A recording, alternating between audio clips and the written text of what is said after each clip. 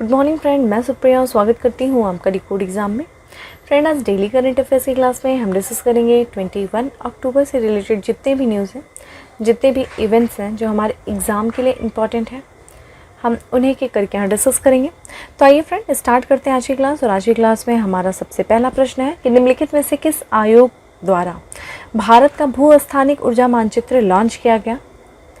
चुनाव आयोग, नीति आयोग, जनजातीय आयोग, पर्यावरण मंत्रालय।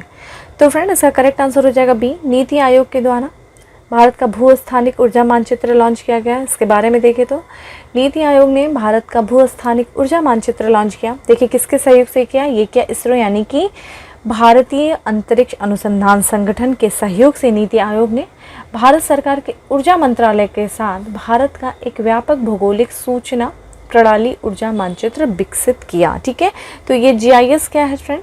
यानी कि जियोग्राफिक इंफॉर्मेशन सिस्टम। ये एक तरीके से एक प्रणाली होती, कैसी प्रणाली होती है जिसमें हम स्थानीय या फिर जो भौगोलिक डाटा को कैप्चर करके, स्टोर करके, हैंडल करके, प्रबंधन करके और उन्हें प्रस्तुत करने के लिए इस प्रणाली का विकास किया गया। ठीक है, किस प्रणाली, किस चीज़ के लिए? जितने भी स्थानीय और जो भौगोलिक डेटा होते हैं उनको स्टोर करके, उनका प्रबंधन करके, उनको प्रस्तुत करने के लिए इसको डिज़ाइन किया गया है। ठीक है, तो अभी हम देखेंगे ऊर्जा संबंधित जितने भी डेटा हैं उनको स्टोर करके, उनको प्रस्तुत करने के लिए ये जो आपका भू स्थानिक ऊर्जा मानचित्र लॉन्च किया गया है, किसके द्वारा?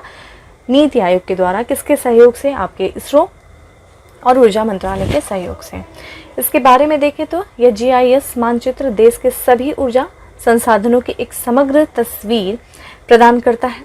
यह पारंपरिक बिजली संयंत्रों, तेल और गैस के कुओं, पेट्रोलियम रिफाइनरियों, कोयला क्षेत्रों और कोयला ब्लॉकों जैसे प्रतिष्ठानों का चित्रण करता है। साथ ही अक्षय ऊर्जा बिजली संयंत्रों और अक्षय ऊर्जा संसाधन क्षमता आदि पर जिलेवार डेटा प्रस्तुत करता है। तो ध्यान रखिएगा, ये जो मानचित्र है वो देश में जितने भी ऊर्जा का उत्पादन और जो वितरण करने का एक व्यापक दृष्टिकोण प्रदान करना है। और इसका मकसद क्या है फ्रेंड? इसका मकसद ये है कि जितने भी देश में जो ऊर्जा से संबंधित जो संगठन हैं, जो ऊर्जा का उत्पादन कर रहे हैं, जो ऊर्जा का वितरण कर रहे हैं, उन सभी संगठनों के जितने भी बिखरे हुए डेटा हैं, किससे संबंधित? ऊर्जा से संबंधित ऊर्जा आंकड़े जितने बिखरे हुए हैं उनको एकत्रित करना, उन्हें सही तरीके से या फिर कह सकते हैं आकर्षक चित्रात्मक तरीके से प्रस्तुत करना। ठीक है, और इसमें देखा जाए तो इस चीज़ के लिए, इस प्रस्तुति के लिए इसमें देखा जाए तो आपका वेब जीआईएस प्रौद्योगिकी का इस्तेमाल किया गया। हमने जीआईएस के बारे में बताया ही कि कौन सी प्रणाली होती है, डेटा को किस तरीके से एकत्र करना, उसको प्रस्तुत करना। साथ ही ओपन रिसोर्स सॉफ्टवेयर का भी इस्तेमाल किया गया है ताकि इसे काफ़ी प्रभावी तरीके से और साथ ही साथ उपयोगकर्ता के अनुकूल बनाया जा सके। ठीक है, तो ये चीज़ ध्यान रखेगा। बाकी हम बात करें थोड़ा सा नीति आयोग के बारे में, तो नीति आयोग के अध्यक्ष कौन होते हैं फ्रेंड?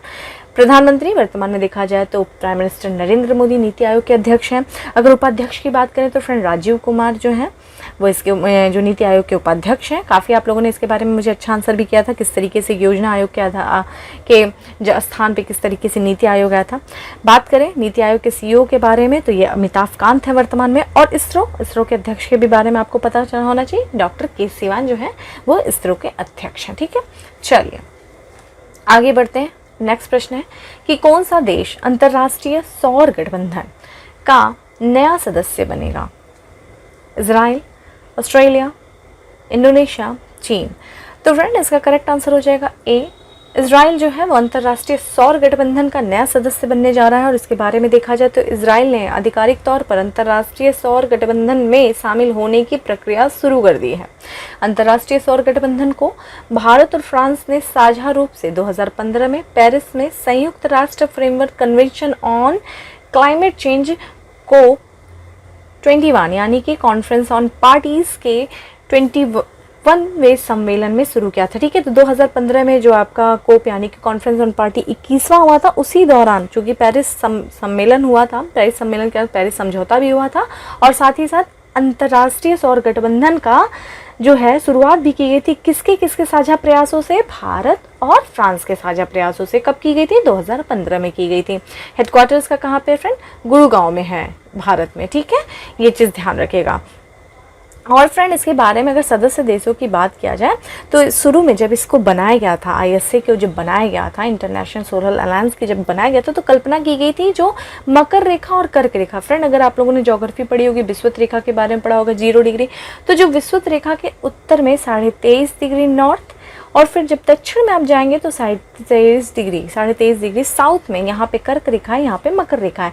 तो विषुवत रेखा यहाँ पे देखा जाएगी, विषुवत रेखा और यहाँ पे 23.5 डिग्री, अगर मैं इसको थोड़ा सा आपको क्लीन करके बताती हूँ, ठीक है। देखिए ये आपका 0 डिग्री विषुवत रेखा है, यहाँ पे आप 23.5 डिग्री जब जाएंगे नॉर्थ में तो ये कर्क हो जाएगा, यहाँ पे 23.5 डिग्री जब साउथ में जाएंगे तो ये मकर रेखा हो जाएगा। इन दोनों कर्क और मकर रेखा के बीच में जितने भी देश पूरी तरीके से या आंशिक रूप से जितने भी देश जो हैं शामिल हैं, स्थित हैं, वो क्या थे, वो शुरुआत में सौर संसाधन संबंध जो थे उनको इस गठबंधन के रूप में शामिल किया गया था इन देशों को। लेकिन बाद में इसको संशोधित फ्रेमवर्क में समझौते के तहत क्या किया कि जितने भी यूनाइटेड नेशन के जो सभी सदस्य हैं उनको अंतर्राष्ट्रीय सौर गठबंधन में शामिल होने का अवसर प्रदान किया गया, उनको आमंत्रित किया गया, ठीक है।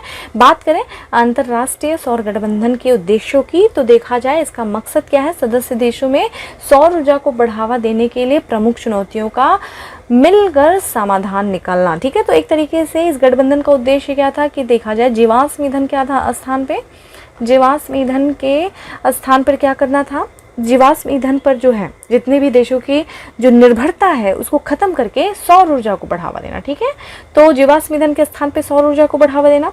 तो इस दौरान जितने भी प्रमुख चुनौतियां आ रही थी उनका मिल करके समाधान करना। किस तरह की चुनौतियां आ सकती हैं, एक तो आपका सदस्य देशों को सस्ते दरों पर क्या करना, सोलर टेक्नोलॉजी का प्रबंधन करना, साथ ही साथ इस क्षेत्र में सोलर जो टेक्नोलॉजी से संबंधित जो क्षेत्र है उसमें अनुसंधान, उसमें विकास यानी कि रिसर्च एंड डेवलपमेंट को बढ़ावा देने में सहयोग करना। तो ये देश जो है आपस में मिल करके किस तरीके से जीवाश्म ईंधन के स्थान पे सौर ऊर्जा को बढ़ावा दिया जा सके और इस दौरान जो जो प्रमुख चुनौतियां आ रही हैं उन सभी चुनौतियों का मिलकर समाधान किया जा सके, यही है इस अंतर्राष्ट्रीय सोलर अलायंस का या फिर इंटरनेशनल सोलर अलायंस का मुख्य उद्देश्य, ठीक है। ये चीज़ ध्यान रखेगा। चलिए अगला बढ़ते हैं। अगला है कि किस राज्य द्वारा कुटुंबश्री उत्पादों को ऑनलाइन प्लेटफॉर्म पर बेचने की योजना बनाई गई है। उत्तराखंड, हरियाणा, केरल, गुजरात।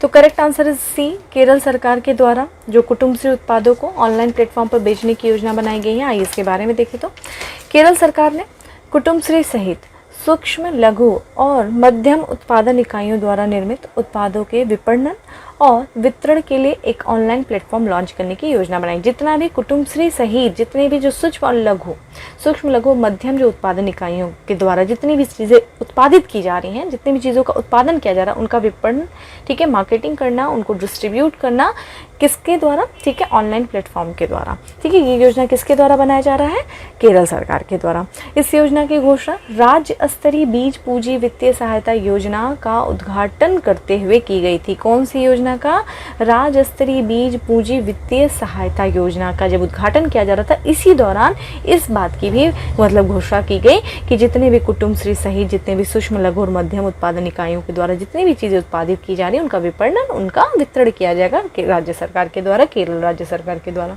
इसमें देखा जाए तो राज्य स्तरीय बीज पूंजी वित्तीय सहायता योजना के तहत स्वयं सहायता समूहों को सहायता प्रदान की जाती है।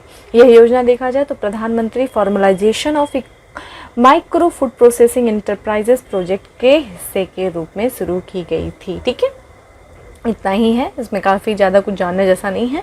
चलिए नेक्स्ट चलते हैं कि मॉस्को फॉर्मेट बैठक किस देश के मुद्दों को संबोधित करने के लिए स्थापित किया गया था। Most important, Iran, Syria, Myanmar, Afghanistan. तो correct answer friend is D, Afghanistan के मुद्दों से संबंधित जो भी मुद्दे उनको संबोधित करने के लिए मॉस्को फॉर्मेट बैठक का आयोजन किया गया था या फिर बैठक का आयोजन जो है वो स्थापित की गई है। इसके बारे में देखा जाए तो मॉस्को फॉर्मेट बैठक एक वार्ता आधारित तंत्र है। अफगानिस्तान पर मॉस्को प्रारूप परामर्श 2017 में रूस, अफगानिस्तान, भारत, पाकिस्तान, ईरान और चीन के प्रतिनिधित्वों के बीच 6 पक्षीय तंत्र के आधार पर शुरू किया गया था। देखिए 2017 में किया गया था, अफगानिस्तान पर किया गया था। अफगानिस्तान से संबंधित मुद्दों पर वार्ता करने के लिए इस मास्को फॉर्मेट बैठक को स्थापित किया गया था। किन 6 देशों, 6 पक्षी तंत्रों पे। ये 6 पक्षी कौन है? रूस है, अफगानिस्तान है, भारत है, पाकिस्तान है, ईरान है और चीन है। अभी देखा जाए यानी कि कल रूस में यहाँ पे बैठक हुई है जिसमें भारत को भी आमंत्रित किया गया था। तो भारत को 20 अक्टूबर को आयोजित किए गए मास्को फॉर्मेट बैठक में आमंत्रित किया गया था। ठीक है, किसकी मेज़बानी में हुई है बैठक हुई है फ्रेंड? रूस की मेज़बानी में। ठीक है, रूस की मेज़बानी में ये जो बैठक हुई है इसमें भारत को भी आमंत्रित किया गया और बाकी भारत के अलावा कौन कौन है? पाकिस्तान हो गया, चीन हो गया, ईरान हो गया और इस बैठक में तालिबान भी शामिल था। हालांकि तालिबान द्वारा अफगानिस्तान के अधिग्रहण के बाद ये पहला आयोजन किया गया। ठीक है, इस बैठक में तालिबान ने भी हिस्सा लिया है और तालिबान के अधीन जो अफगानिस्तान के भविष्य पर इस बैठक में काफ़ी गहन विचार किया गया है। चूँकि अब वहाँ पे लोकतांत्रिक सरकार के स्थान पे तालिबान की सरकार आ चुकी है। तालिबान के अधीन किस तरीके का अफगानिस्तान होगा, किस तरीके से अफगानिस्तान का भविष्य होगा, वो जो है वो इस मास्को फॉर्मेट की जो तीसरी बैठक हुई है, ये तीसरी बैठक थी फ्रेंड, इसमें इस बारे में विचार किया गया, मंथन किया गया है। ठीक है, बात करें यहाँ पे जो विदेश मंत्रालय के, जो भारत के विदेश मंत्रालय के जो संयुक्त सचिव हैं जिनका नाम है जेपी सिंह ने इस बैठक में हिस्सा लिया।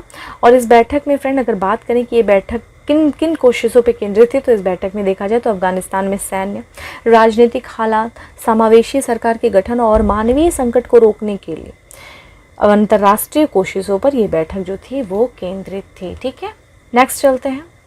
नेक्स्ट है कि निम्नलिखित में से किस संस्था के द्वारा रेजिलियंस एंड सस्टेनेबिलिटी ट्रस्ट नामक पहल की शुरुआत की गई? World bank, IMF, UNCTAD, UNEP. तो फ्रेंड इसका करेक्ट आंसर हो जाएगा ए। ठीक है, इसका करेक्ट आंसर फ्रेंड IMF हो जाएगा, बी हो जाएगा। IMF के द्वारा इसकी जो है रेजिलियंस एंड सस्टेनेबिलिटी ट्रस्ट नामक पहल की शुरुआत किया गया है। तो अंतर्राष्ट्रीय मुद्रा कोष द्वारा रेजिलियंस एंड सस्टेनेबिलिटी ट्रस्ट नामक एक नवीन पहल की शुरुआत की गई है। अब देखा जाए इसका उद्देश्य क्या है। तो resilience and sustainability trust IMF यानी कि इंटरनेशनल मॉनेटरी फंड सदस्य देशों के मध्यम आय वाले देशों सहित अन्य देशों को अपने भंडार का उपयोग करने हेतु ऋण प्रदान करने का अवसर जो है प्रदान करेगा। ठीक है, इसमें देखा जाए साथ ही इन देशों को कोविड-19 महामारी या जलवायु परिवर्तन के कारण उत्पन्न हुई मौद्रिक और वित्तीय चुनौतियों को सामना करने में भी मदद करेगा। ठीक है, तो ये जो क्या करेगा, जितने भी कोविड-19 के महामारी के कारण या फिर जलवायु परिवर्तन के कारण जितने भी लोगों के सामने जो मौद्रिक और जो वित्तीय चुनौतियां आई हैं वो देखा जाए उनमें इनकी मदद करेगा। ठीक है, चूँकि ये अभी चर्चा में इसलिए है क्योंकि हाल ही में G20 देशों ने इस RST पहल का समर्थन किया है। कमेंट बॉक्स में आप मुझे G20 देशों के बारे में बताएंगे। G20 का गठन कब हुआ, क्या G20 का कोई हेडक्वार्टर है, आप मुझे ये बताएंगे। G20 में सदस्य देशों के बारे में बताएंगे। हाल फिलहाल का अगर कोई G20 में नया सदस्य बना है तो आप मुझे उसके बारे में बताएंगे। क्योंकि G20 के बारे में काफ़ी ज़्यादा आपने पहले भी मुझे बताया लेकिन फिर से मुझे बताएंगे कि G20 के काफ़ी इंपॉर्टेंट है क्योंकि हाल ही में G20 जो है वो G20 की अध्यक्षता भारत करने जा रहा है। अभी 2023 में पहली बार करेगा। ये भी चीज़ आपके लिए काफ़ी ज़्यादा इंपॉर्टेंट हो जाती है। ठीक है, अगला है यात्रियों के सवारी के साथ टैक्सी बोट सेवा शुरू करने वाला दुनिया का पहला एयरबस ऑपरेटर कौन सा है? इंडिगो, जेटवेज, एयर एशिया इंडिया, विस्तारा। फ्रेंड इसका करेक्ट आंसर हो जाएगा सी।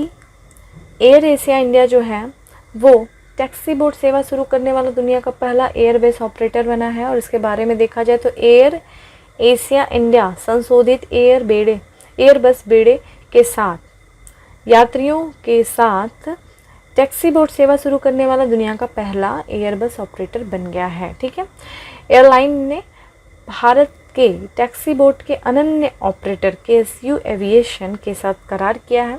दिल्ली इंटरनेशनल एयरपोर्ट लिमिटेड दुनिया का पहला हवाई अड्डा है जिसने टैक्सी बोट की शुरुआत किया था। ठीक है, तो फ्रेंड ये जो 2019 में किया था दिल्ली हवाई अड्डे ने दुनिया का पहली बार जो था टैक्सी बोट सेवा की शुरुआत की थी। और फ्रेंड जो टैक्सी बोट होता है ना वो रोबोट का इस्तेमाल करने वाला एयरक्राफ्ट वाहन होता है। ठीक है, और इसका कार्य क्या होता है, ये जो विमान होते हैं ना जो प्लेन होते हैं उनको क्या करता है, उनको पार्किंग से रनवे तक और रनवे से पार्किंग तक ले जाता है। ठीक है, तो यही है आपका एयर टैक्सी, जो आपका टैक्सी बोट होता है। ठीक है, ये चीज़ ध्यान रखिएगा।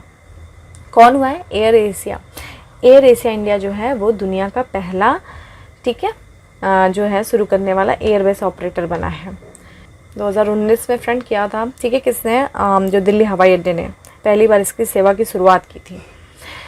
हाल ही में उष्णकटिबंधीय तूफान कोम्पासो ने किस देश को प्रभावित किया?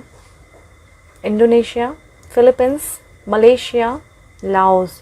तो फ्रेंड इसका करेक्ट आंसर हो जाएगा बी, फिलीपींस ने। ठीक है, फिलीपींस को उष्णकटिबंधीय तूफान या फिर चक्रवात काम्पोसो ने प्रभावित किया है। और इसमें देखा जाए तो उष्णकटिबंधीय तूफान काम्पोसो ने फिलीपींस को प्रभावित किया। काम्पोसो जिसका नाम कंपास के जापानी उच्चारण के नाम पर रखा गया है, ने दक्षिण पश्चिम मानसून को तेज कर दिया, जो पहले से ही आपदा प्रवण देश के स्वार्थों को संतृप्त कर चुका था। ठीक है, ऑलरेडी जो दक्षिण पश्चिम मानसून से वो देश काफ़ी प्रभावित था, काम्पोसो ने उसको और प्रभावित कर दिया और काफ़ी ज़्यादा वहाँ पे देखा जाए इस कोम्पासो से काफ़ी ज़्यादा वहाँ पे हानि हुई है। फिलीपींस में इस तूफ़ान ने काफ़ी ज़्यादा जान मान की काफ़ी हानि की है और इस तूफ़ान ने ऐसी काफ़ी तबाही मचाया। वहाँ पे देखा जाए तो इस तूफ़ान की वजह से भारी बारिश की वजह से बाढ़ और भूस्खलन जैसे आपदा का संकट का सामना वहाँ के लोगों को करना पड़ा। फिलीपींस के लोगों को काफ़ी लोगों की जानें गई हैं, काफ़ी लोग घायल हुए। तो ध्यान रखिएगा कल जो आपका कंपासो तूफ़ान है, जो कि एक कोम्पासो तूफ़ान जो कि एक उष्णकटिबंधीय तूफ़ान है। ठीक है, ये चीज़ ध्यान रखिएगा। और कंपोसो को फिलीपींस में टाइफून मॉरिंग, ठीक है, टाइफून मॉरिंग के नाम से जाना जाता है। अगला है, किस मंत्रालय ने मार्च 2026 तक अपनी व्यापक हस्तशिल्प क्लस्टर विकास योजना को जारी रखने की मंजूरी दी है? तो व्यापक हस्तशिल्प क्लस्टर विकास योजना को जारी रखने की मंजूरी किस मंत्रालय ने दिया है? वाणिज्य और मंत्रालय, कृषि और किसान कल्याण मंत्रालय, कौशल विकास उद्यमिता मंत्रालय, कपड़ा मंत्रालय। करेक्ट आंसर इज डी, कपड़ा मंत्रालय ने, ठीक है, व्यापक हस्तशिल्प और क्लस्टर विकास योजना को 2026 तक जारी रखने की मंजूरी दी है। और इसके बारे में देखा जाए तो कपड़ा मंत्रालय ने 160 करोड़ रुपए के कुल परिव्यय के साथ मार्च 2026 तक अपनी व्यापक हस्तशिल्प क्लस्टर विकास योजना को जारी रखने की मंजूरी दी है। ठीक है, 2026 तक यह उत्पादन और निर्यात को बढ़ावा या फिर बढ़ाने के लिए हस्तशिल्प कारीगरों, छोटे और मध्यम आकारों के उद्यमों का समर्थन करता है। ठीक है, उत्पादन को बढ़ावा देगा, निर्यात को बढ़ावा देगा। इसके लिए जितने भी जो हस्तशिल्प कारीगर हैं, जो छोटे और मध्यम आकार के जो उद्यम हैं, उनको समर्थन करेगा। ठीक है, ये चीज़ ध्यान रखिएगा। 2026 तक कितने करोड़? 160 करोड़ की कुल परिव्यय है। नेक्स्ट है कि भारतीय रिजर्व बैंक ने हाल ही में किस बैंक को प्रत्यक्ष कर एकत्र करने के लिए अधिकृत किया है? कैनरा बैंक, बंधन bank, Karur Vysya bank, Allahabad bank. Correct answer है सी, करूर वैश्य बैंक को रिजर्व बैंक ऑफ इंडिया ने प्रत्यक्ष कर एकत्र करने के लिए अधिकृत किया है। और इसके बारे में देखा जाए तो भारतीय रिजर्व बैंक ने करूर वैश्य बैंक को केंद्रीय प्रत्यक्ष कर board, central board of direct taxes की ओर से प्रत्यक्ष कर एकत्र करने के लिए अधिकृत किया है। मंजूरी मिलने के बाद बैंक ने सीबीडीटी के साथ इंटीग्रेशन की प्रक्रिया शुरू कर दी है। ठीक है, तो ये चीज़ ध्यान रखिएगा। इसी के साथ देखा जाए तो यह प्रक्रिया पूरी हो जाने पर करूर बैंक ग्राहकों से या फिर करूर बैंक के जो ग्राहक हैं वो बैंकों की किसी भी शाखा, नेट बैंकिंग और डिलाइट मोबाइल ऐप के माध्यम से अपने डायरेक्ट टैक्सेस को जमा कर सकते हैं। देखिए, करूर बैंक की स्थापना 1916 में हुई थी। इसका मुख्यालय करूर, तमिलनाडु। ठीक है, तमिलनाडु का ये बैंक है, तमिलनाडु बेस्ड। ये चीज़ ध्यान रखिएगा। और आप मुझे बताएंगे सीबीडीटी के बारे में, central board of direct taxes के बारे में बताएंगे। जितना भी जो भी इन्फॉर्मेशन है, जो इंपॉर्टेंट चीज़ें हैं, वो आप मुझे कमेंट बॉक्स में आंसर करेंगे central board of direct taxes के बारे में। भारत और किस देश के बीच पहली समुद्री वार्ता संपन्न हुई? ब्रिटेन, अमेरिका, चीन, रूस। तो correct answer is a, Britain और भारत के बीच में पहली जो है समुद्री वार्ता संपन्न हुई है। इसके बारे में देखा जाए तो भारत और ब्रिटेन के बीच पहली समुद्री वार्ता वर्चुअल माध्यम से हुई है।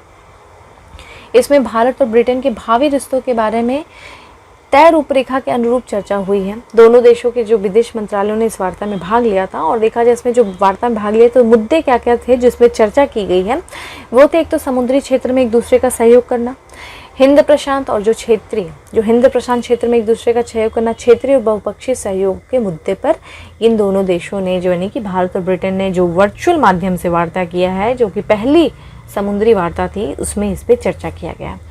इसमें देखा जाए तो हाल ही में कुछ समय पहले दोनों देशों के द्वारा एक महत्वाकांक्षी रोड मैप 2030 को अपनाया गया था। ठीक है, ये चीज़ भी ध्यान रखिएगा कि रोड मैप 2030 भारत और ब्रिटेन के द्वारा अपनाया गया है, ताकि जिसका उद्देश्य है द्विपक्षीय संबंधों का दर्जा बढ़ा करके उन्हें व्यापक रणनीतिक साझेदार का रूप दिया जा सके। ठीक है, अपने संबंधों को और मजबूत करना, एक द्विपक्षीय संबंधों के दर्जे एक व्यापक रणनीतिक साझेदार के रूप में एक दूसरे के संबंधों को मजबूत करना, यही था रोड मैप 2030 को अपनाया गया है। इस पे ये लोग वर्क कर रहे हैं, भारत और ब्रिटेन। और इसमें देखा जाए यह रोड मैप जो अगले 10 वर्षों में दोनों देशों के लोगों के बीच पारस्परिक संपर्कों, व्यापार एवं अर्थव्यवस्था, रक्षा सुरक्षा, जलवायु कार्रवाई, स्वास्थ्य जैसे महत्वपूर्ण क्षेत्रों में गहन और मजबूत जुड़ाव का मार्ग प्रशस्त करेंगे। इसमें देखा जाए जो आपका रोड मैप 2030 हुआ है, उसमें देखिए जो व्यापक रणनीतिक साझेदारी होगी, उसमें देखिए जो पारस्परिक संपर्क, व्यापार से संबंधित, अर्थव्यवस्था से संबंधित, रक्षा सुरक्षा से संबंधित, जलवायु से संबंधित, स्वास्थ्य से संबंधित सारे क्षेत्रों में जुड़ाव जो है इन दोनों देशों के बीच में होगा। इन सभी क्षेत्रों में ये दोनों देश जो है मिलकर के कार्य करेंगे। ठीक है, यही है जो कि रोड मैप 2030 को अपनाया गया है। इसमें देखा जाए दोनों देशों ने दुनिया की 5वीं और 6वीं सबसे बड़ी अर्थव्यवस्था के बीच व्यापार की संभावनाओं को उन्मुक्त करने के साथ साथ 2030 तक द्विपक्षीय व्यापार को दोगुना के साथ से भी अधिक करने का महत्वाकांक्षी लक्ष्य तय करते हुए उन्नत व्यापार साझेदारी का शुभारंभ किया है। ठीक है, मतलब जो भी इनका व्यापार है, जो भी इनके बीच जो व्यापार हो रहा है, उस व्यापार को दुगुना से भी अधिक करेंगे, यही इनका लक्ष्य रखा गया। उन्नत व्यापार साझेदारी का शुभारंभ किया गया इन दोनों देशों के बीच में। तो फ्रेंड, ये थे हमारे 10 MCQs। अब हम स्टार्ट करेंगे अपना फैक्ट्स ऑफ द डे, जिसमें देखा जाए सबसे पहला फैक्ट्स है 100% योग्य आबादी को कोरोना का टीकाकरण करने वाला देश का पहला जिला बना। कौन सा जिला बना? किन्नौर। ठीक है, तो किन्नौर जो कि हिमाचल प्रदेश का एक जिला है, वो 100% योग्य आबादी को कोरोना का टीका करने वाला देश का पहला जिला बना है। RBI ने कर्नाटक बैंक लिमिटेड के अध्यक्ष के रूप में नियुक्त किया। किसे नियुक्त किया? प्रदीप कुमार पांजा। तो प्रदीप कुमार पांजा जो है वो कर्नाटक बैंक लिमिटेड के अध्यक्ष के रूप में RBI के द्वारा नियुक्त किए गए। रेड लाइट ऑन गाड़ी ऑफ अभियान शुरू किया गया किसके द्वारा? दिल्ली सरकार के द्वारा। ठीक है, जैसे रेड लाइट ऑन हो वैसे ही गाड़ी ऑफ हो जाएगी। अभियान दिल्ली सरकार के द्वारा शुरू किया गया है। अगला है राष्ट्रीय सुरक्षा गार्ड ने अपना 37वां स्थापना दिवस मनाया। कब मनाया? 16 अक्टूबर 2021 को मनाया। ठीक है, राष्ट्रीय सुरक्षा गार्ड ने। प्रधानमंत्री फसल बीमा योजना के CEO पद पर नियुक्त किए गए। किससे नियुक्त किया गया? रितेश चौहान। तो रितेश चौहान जो है वो प्रधानमंत्री फसल बीमा योजना के CEO पद पर नियुक्त हुए हैं। थोड़ा सा आप प्रधानमंत्री फसल बीमा योजना के बारे में पढ़ लेना है कि ये जो योजना है कब शुरुआत की गई, इसका उद्देश्य क्या है, बहुत इंपॉर्टेंट है ये। बच्चों को कोविड का टीका देने वाला भारत का पहला राज्य बना तमिलनाडु। ठीक है, तो तमिलनाडु जो है वो बच्चों को कोविड का टीका देने वाला पहला राज्य बना। आप मुझे कमेंट बॉक्स में बताएंगे कि किस ड्रग्स जो कि टीके को किस वैक्सीन को बच्चों को लगाने के लिए अनुमति दी गई है, कोविडशील्ड को या फिर कोवैक्सीन को। कमेंट बॉक्स में आंसर करेंगे। और देखा जाए कल हम लोगों ने ये भी पढ़ा था कि गर्भवती महिलाओं को भी कोविड का टीका देने वाला भारत का पहला राज्य तमिलनाडु बना था। दुबई में रिटोसा फैमिली समिट्स में भारतीय अमेरिकी वैज्ञानिक को लाइफ टाइम अचीवमेंट अवार्ड से सम्मानित किया गया। किसको किया गया? डॉक्टर विवेक लाल को किया गया। ठीक है, इनको ये चूँकि डॉक्टर विवेक लाल जो है वो भारतीय अमेरिकी वैज्ञानिक है, इनको लाइफ टाइम अचीवमेंट अवार्ड से सम्मानित किया गया है। नेक्स्ट है भारत में रूसी फिल्म महोत्सव का एम्बेसडर नियुक्त किया गया। किसे? निर्देशक निर्माता इम्तियाज़ अली। तो इम्तियाज़ अली जो है वो रूसी फिल्म महोत्सव के एम्बेसडर हैं भारत में। ठीक है, सोशल टोकन ऐप चिंगारी ने अपना पहला क्रिप्टो टोकन लॉन्च किया। उसका नाम है देखा जाए डॉलर गरी। ठीक है, तो डॉलर गरी जो है वो सोशल टोकन ऐप चिंगारी के द्वारा लॉन्च किया गया इसका पहला जो है वो क्रिप्टो टोकन है। ठीक है, मिस अर्थ इंडिया 2021 का ताज जीता। किसने जीता? माधुरी रश्मि ने। ठीक है, तो मिस अर्थ इंडिया का ताज माधुरी रश्मि ने जीता 2021 का। वर्ल्ड बेस्ट एम्प्लॉयर 2021 रिपोर्ट में भारत के बेस्ट एम्प्लॉयर कंपनी बनी। कौन सी बनी? रिलायंस बनी। ठीक है, तिरुवनंतपुरम हवाई अड्डे का प्रबंधन संभाला अडानी ग्रुप ने। कमेंट बॉक्स में आप मुझे बताइए कि हाल ही में अडानी ग्रुप ने एक और राज्य के हवाई अड्डे का जो है वो प्रबंधन संभाला है अडानी ग्रुप ने, उसका क्या नाम है? कोका कोला इंडिया के ब्रांड एम्बेसडर बने। कौन बने? सौरभ गांगुली। ठीक है, तो कोका कोला इंडिया के ब्रांड एम्बेसडर सौरभ गांगुली को बनाया गया है। नेक्स्ट है म्यूचुअल फंड उद्योग निकाय AFI म्यूचुअल फंड एसोसिएशन के अध्यक्ष के रूप में नियुक्त किया गया A बाला सुब्रमण्यम को। राष्ट्रीय अनुसंधान विकास निगम के अध्यक्ष और MD के रूप में पदभार संभाला किसने संभाला? अमित रस्तोगी। ठीक है, ये फ्रेंड हमारे 15 आपके फैक्ट्स ऑफ द डे थे। अब आ जाइए उत्तर प्रदेश स्पेशल में। उत्तर प्रदेश स्पेशल में है कि इंटरनेशनल जनरल नॉलेज ओलंपियाड में किस राज्य के छात्र ने स्वर्ण पदक जीता? यह है उत्तर प्रदेश, जो कि लखनऊ के थे। इन्होंने इंटरनेशनल जनरल नॉलेज ओलंपियाड में जो है स्वर्ण पदक जीता। वाराणसी के किस उत्पाद को एक जिला एक उत्पाद में शामिल किया गया है? लाल मिर्च। ठीक है, लाल मिर्च है। अगला है प्रधानमंत्री नरेंद्र मोदी आत्मनिर्भर स्वास्थ्य भारत योजना की शुरुआत कहाँ से करें? वाराणसी से। ठीक है, आत्मनिर्भर स्वास्थ्य भारत योजना की शुरुआत। उत्तर प्रदेश के 4 जिलों में बनेंगे टॉय क्लस्टर। ये 4 जिले कौन से हैं जहाँ पे टॉय क्लस्टर बनेगा? झांसी, वाराणसी, गोरखपुर, चित्रकूट। ठीक है, राष्ट्रीय ग्राम स्वराज अभियान में प्रथम स्थान प्राप्त करने वाला जो राज्य है वो है उत्तर प्रदेश। ठीक है, राष्ट्रीय ग्राम स्वराज अभियान। तो फ्रेंड, इस तरह हमारे जो करंट अफेयर्स से जितने थे हम लोगों ने 10 MCQs को डिस्कस किया, हम लोगों ने फैक्ट्स ऑफ द डे देखा, हमने यूपी स्पेशल देखा। फ्रेंड, जितना भी जो भी हम लोग का करंट अफेयर्स का जो PDF है वो आपको टेलीग्राम ग्रुप के, जो आप टेलीग्राम ग्रुप में देखेंगे डिकोड एग्ज़ाम। ठीक है, डिकोड एग्ज़ाम पे डेली डिकोड एग्ज़ाम के ग्रुप में आप देख लीजिए, वहाँ पे आप ज्वाइन कर लीजिए। ठीक है, डेली टेलीग्राम ग्रुप में वहाँ पे आपको डेली इसकी PDF जो है वो अवेलेबल हो जाती है, वहाँ से आप जा कर के डाउनलोड कर ले सकते हैं। ठीक है, बाकी सेशन अच्छा लगा हो तो लाइक करना नहीं भूलें, ज़्यादा से ज़्यादा शेयर करें और फिर मिलते हैं अपने नेक्स्ट सेशन में। तब तक के लिए bye, have a good day.